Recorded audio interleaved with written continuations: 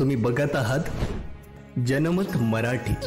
जागतिक महिला दिनाचं औचित्य साधून एकादशीच्या पावन मुहूर्तावर नाशिक रोड परिसरातील शिखर स्वामिनी महिला बहुउद्देशीय संस्थेच्या अध्यक्षा माजी नगरसेविका संगीता गायकवाड व लिनेस क्लब सिद्धांताच्या हेमा गिरधाने यांच्या विद्यमानं गोदा आरती संपन्न करण्यात आली।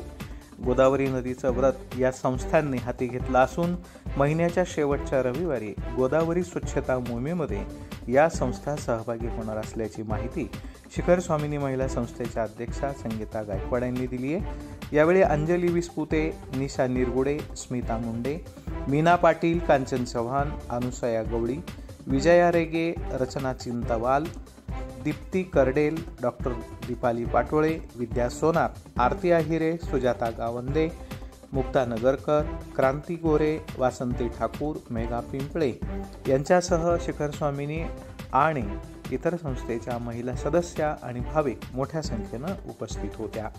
ब्युरो रिपोर्ट, जनमत मराठी न्यूज, नाशिक। जबाबदारी न्याय हक्काची।